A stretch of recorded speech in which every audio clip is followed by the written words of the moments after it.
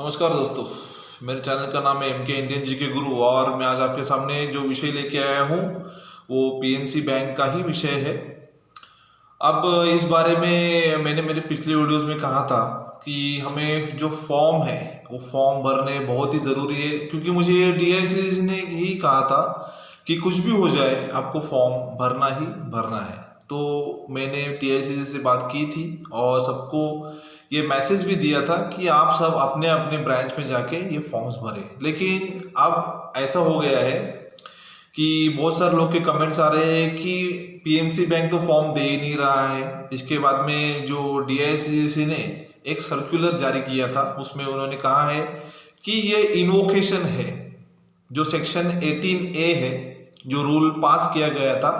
अगर कोई बैंक डूब जाती है, अगर कोई बैंक का मॉरेटोरियम होता है, अगर किसी बैंक के ऊपर रेस्ट्रिक्शंस लगते हैं तो उस बैंक के डिपॉजिटर्स को एटलीस्ट 90 डेज में 5 लाख रुपीस दिए जाएंगे। अभी बहुत सारे लोगों के मन में ये कन्फ्यूजन है कि मैं फेसबुक पे देखता हूँ, सब जगह देखता हूँ, लेकिन सब लोग अपने अपने व्यूज के तरफ से अपने अपने जैसे व्यूज है, उनको जैसे लगता है वैसे पोस्ट डालते हैं, हालांकि ऐसा है ही नहीं। मैंने हर वीडियो में कहा है कि अब जो रूल पास हुआ था, जो डीआईसीसी एक्ट को अमेंड किया गया था, उसमें ये क्लियर कट कहा गया था कि बैंक को लिक्विडेशन होने की जरूरत नहीं है।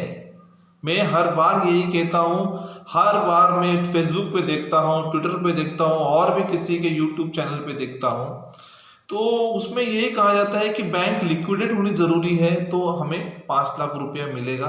लेकिन ऐसा नहीं है। ये बैंक का जो रूल जो अमेंड किया गया था उसके हिसाब से बैंक को, अगर बैंक के ऊपर कोई भी रेस्ट्रिक्शन लगता है, मॉरेटोरियम लगता है, अगर बैंक में कुछ फ्रॉड हुआ है और बैंक के पैसे जो डिपॉजिट निकाल नहीं सकते हैं, तो आरबीआई और डीआईसी की तरफ से उनको इंश्योरेंस अमाउंट दी जाएगी जो कि 5 लाख रुपया है। तो अब ये प्रॉब्लम क्या हो गया है इसमें कि ये फॉर्म भी देने बंद कर दिए और आरबीआई या तो डीआईसीसी या तो पीएमसी बैंक कुछ भी बात करने को तैयार नहीं है। अब इसमें एक बात मैंने डीआईसीसी की तो मुझे एक बात पता चली कि अब जो है, जो पीएमसी बैंक है उसके लिए ये रूल लागू ही नहीं है। ऐसी बात हुई है कि आपको फॉर्म भरने की जरूरत नहीं है क्योंकि बैंक मर्ज हो रही है।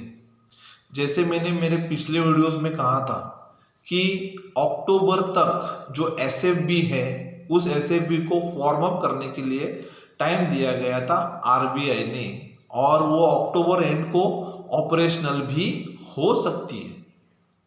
तो इसीलिए ये जो रूल है, जो 5 लाख रुपीज का जो रूल है, देने का जो रूल है, वो रूल हमारी बैंक को अब लागू नहीं है ऐसे बोला जा रहा है। ऐसा कोई भी ऑफिशियल स्टेटमेंट ना तो आरबीआई ने, ना तो डीआईसीसी ने, ना तो पीएमसी बैंक ने और ना ही गवर्नमेंट ने दिया है। ऐसा कोई भी ऑफिशियल स्टेटमेंट अभी तक नहीं आया है। हमें इतना ही कहा गया है कि 15 अक्टूबर तक हमें रुकना है।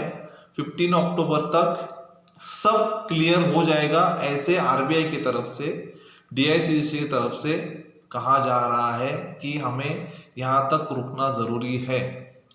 तो ये तो बात हो गई आरबीआई और डीआईसीसी की। तो हमारे पास क्या ऑप्शन रह जाता है अभी? हमें क्या समझना चाहिए इस चीज़ों से? तो हमें एक ही चीज़ समझ आ रही है कि आरबीआई या तो डीआईसीसी हमारे बैंक को मर्ज ही कर रही है इंस्टेड ऑफ लिक्विडेशन, और जो भी बाकी के ऑप्शन है वो छोड़ के हमारी बैंक अभी मर्ज ही हो रही है। और इसका मर्जर का जो टाइम है वो अक्टूबर एंड का है। उसके पहले 15 अक्टूबर तक हमें या तो अमल कमीशन स्कीम मिलेगी या तो आरबीआई बताएगी कि जो विड्रॉवल्स है वो विड्रॉवल्स कैसे होंगे। पहले 5 लाख होगा या तो फिर पूरा का पूरा जो अमाउंट है, जो 5 लाख भी है और 5 लाख के ऊपर का भी है, ये सब अमाउंट जो है इस बैंक को ट्रांसफर किया जाएगा या तो नहीं किया जाएगा। क्या प्रॉब्लम होगा आगे आरबीआई क्या स्कीम लाएगी, इसकी डेट है 15 अक्टूबर। ये डेट बढ़ भी सकती है क्योंकि जो एसएफबी है वो एसएफबी 13 अक्टूबर तक ऑपरेशनल हो रही है। इसके बाद में हमारी जो पीएमसी बैंक है वो इसमें मर्ज की जाएगी। अभी बहुत सारे लोगों के ये क्वेश्चन मुझे आते हैं कि आपने तो फॉर्म भरने के लिए कहा है, हम तो फॉर्म भरने के लिए जा रहे हैं लेकिन बैंक बोल रहे हैं कि फॉर्म नहीं भरना है। मैंने जो बात की थी उसका मेरे पास 101% प्रूफ है कि मैंने डीआईसीसी से बात की थी और डीआईसीसी मुझे बताया था कि आपको फॉर्म भरने ही भरने। अभी डीआईसीसी उस बात को डिनाई कर रही है कि फॉर्म भरने की अभी ज़रूरत नहीं है। अब ये हमें आरबीआई या तो डीआईसीसी बताएगी कि फॉर्म भरना ज़रूरी है कि नहीं है, क्योंकि मैं जो भी चीज़ें बताता हूँ वो जेन्युइन इंफॉर्मेशंस होती है, नहीं तो मैं ऐसी कौन सी भी फेक न्यूज़ मेरे चैनल पे नहीं देता। तो मेरे ख्याल से अभी हमको 15 अक्टूबर तक रुकना ही पड़ेगा। इस मामले में और एक चीज़ मुझे आपको बतानी है कि जो नया बैंक है यूनिटी स्मॉल फाइनेंस बैंक, ये ऑलरेडी फॉर्म अप हो चुका है। ये जो अगस्त एंड को ये फॉर्मेशन इसका हो गया है। इसका फॉर्मेशन इसलिए ही हुआ है कि ये पीएमसी बैंक को टेक ओवर कर सके। इसका मतलब ये होता है कि जो भी 1800 करोड़ रुपया है और जो डीआईसीसी के तरफ से 3600 करोड़ रुपया इन्फ्यूज होने वाला है वो इस यूनिटी स्मॉल फाइनेंस बैंक में ही इन्फ्यूज होने वाला है। इसका मतलब ये होता है कि टोटल जो घोटाला था वो 4560 करोड़ था। तो अगर 1800 करोड़ और 3600 करोड़ इस बैंक में इन्फ्यूज हो जाते हैं हमारी बैंक में, जो यूनिटी स्मॉल फाइनेंस बैंक और पीएमसी बैंक, इनका मर्जर में अगर ये पैसा इन्फ्यूज कैपिटल इन्फ्यूजन हो जाता है तो मुझे तो ये लग ही नहीं रहा है कि बैंक में फंड्स का कोई प्रॉब्लम रहेगा। अभी इसके बाद में जो एसएफबी बनी है इसने उनका खुद का जो बिजनेस है वो पूरा बिजनेस वो यूनिटी स्मॉल फाइनेंस बैंक में लेके आए हैं।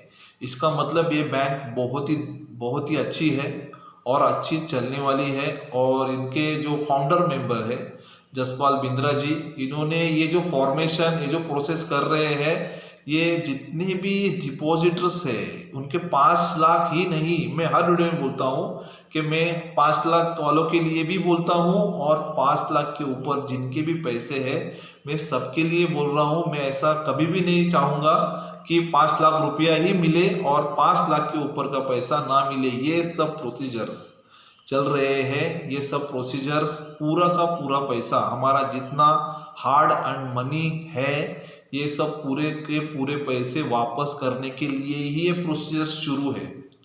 तो जसपाल बिंद्रा जी जो इसके फाउंडर मेंबर है, जो को फाउंडर है, इनका भी यही कहना है कि जो भी बिजनेस है, जितना भी बिजनेस है उनका, माइक्रो फाइनेंस का जो भी बिजनेस था वो बिजनेस अभी इस बैंक में लेके आए हैं। इसका मतलब हमारी जो बैंक है वो इस बैंक के साथ 100% मर्ज होने वाली है।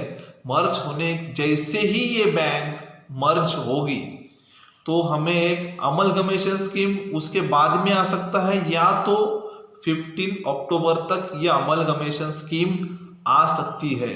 तो हमें अभी ज़्यादा कुछ टेंशन लेने की ज़रूरत नहीं है और फॉर्म के लिए भागा दौड़ी करने की भी ज़रूरत नहीं है। मैंने पहले के मेरे वीडियो में कहा था कि हमें फॉर्म भरने हैं, फॉर्म भरने ही पड़ेंगे, लेकिन अभी डीआईसीसी ने खुद का ही स्टैंड चेंज कर दिया है, क्योंकि मुझे ऐसा लगता है कि डीआईसीसी, इसके बाद में आरबीआई, इसके बाद में पीएमसी बैंक और जो पीएमसी बैंक के एडमिनिस्ट्रेटर्स है, इनको कोई भी रिस्पॉन्सिबिलिटी है ही नहीं है।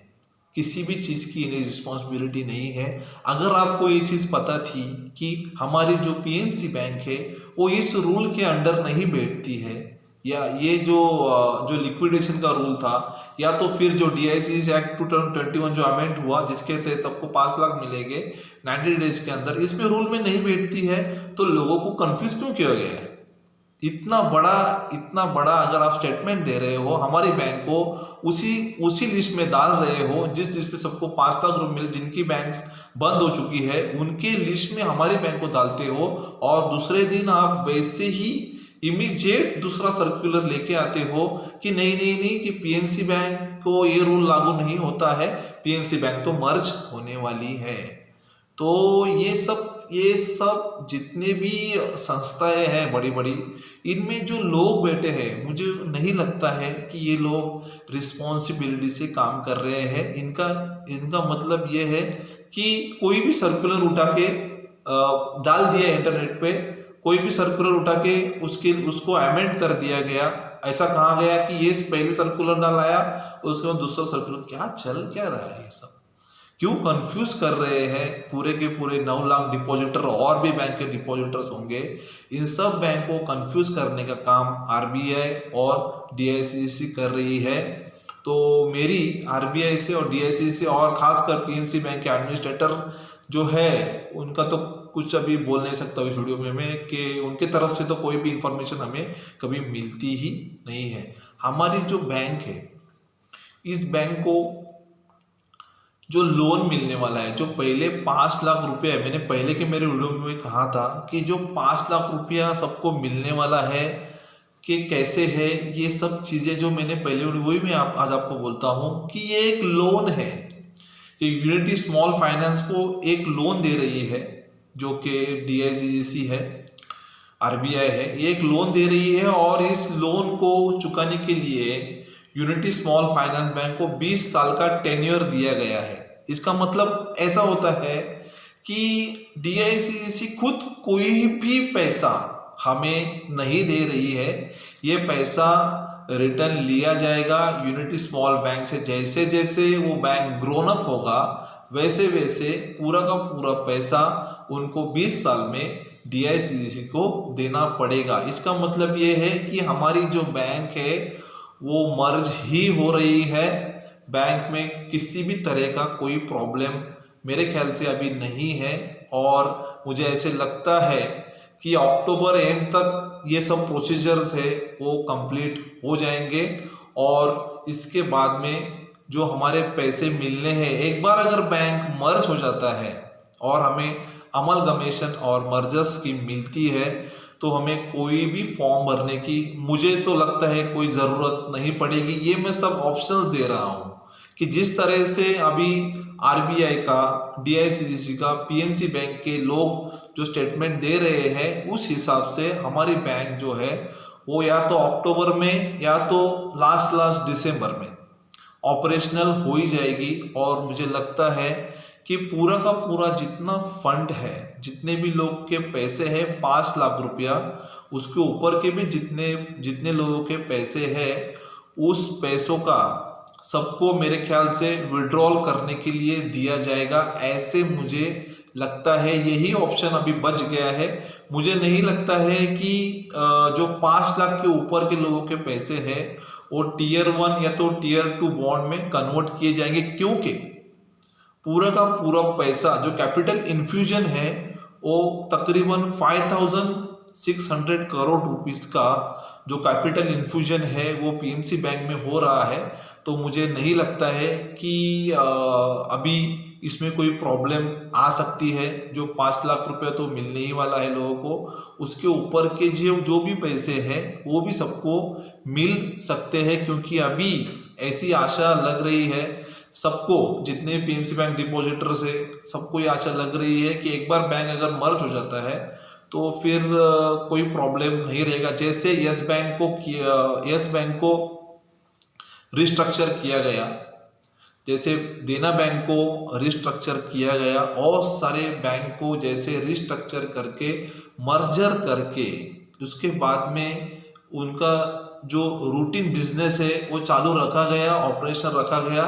मुझे लगता है कि पीएमसी बैंक का भी ऐसे ही होने वाला है। हमारी बैंक जल्द से जल्द मर्ज होने वाली है, तो मुझे लगता है कि हमें 15 अक्टूबर तक थोड़ा सा वेट करना पड़ेगा। इसके ऊपर आरबीआई, डीआईसीसी और पीएनसी बैंक हमें 100% कुछ ना कुछ इन्फॉर्मेशन ज़रूर देगी। तो जितने मेरे पीएनसी बैंक के डिपॉजिटर्स है, आप अभी कुछ भागा दौड़ी मत कीजिए, क्योंकि डेली कुछ ना कुछ चेंजेस आ रहे हैं। जो भी स्टेटमेंट डीएससी दे रही है, आरबीआई दे रही है, उसमें चेंजेस आ रहे हैं, क्योंकि ये प्रोसेस चल रहा है। तो ये प्रोसेस के अंडर अगर कौन सी बैंक है, तो मुझे लगता है ये प्रोसेस जब तक कंप्लीट नहीं होगा, पूरा जो मर्जर प्रक्रिया है, जो मर्जर प्रोसेस है, अमल कमीशन प्रोसेस है, वो जब तक कंप्लीट नहीं होता है तब तक हमें रुकना ही पड़ेगा। तो मेरी जितने पीएमसी बैंक के डिपॉजिटर्स है उनसे रिक्वेस्ट है कि 15 अक्टूबर तक हमें रुकना पड़ेगा, या तो थोड़ा वक्त आगे भी जा सकता है, हमें क्लैरिटी मिल ही जाएगी। ये मैं आप सबको रिक्वेस्ट कर रहा हूँ। मेरे चैनल का जो नाम है वो है एमके इंडियन जीके गुरु, और आप इस चैनल को लाइक, शेयर और सब्सक्राइब ज़रूर कीजिए। और जो सब्सक्राइब बटन के बाजू में एक बटन है जो इसे बेल आइकॉन कहते हैं, आप वो बेल आइकॉन ज़रूर दबाइए, ताकि मेरे जो वीडियोज़ है पीएनसी बैंक के ऊपर और भी कुछ विषय में लेने वाला हूँ आगे, उसके जो वीडियोज़ है वो इमीडिएट आपके पास पहुँच सके। इस वीडियो में बस इतना ही। मिलता हूँ नए वीडियो में नई इन्फॉर्मेशन के साथ। जय हिंद, जय महाराष्ट्र।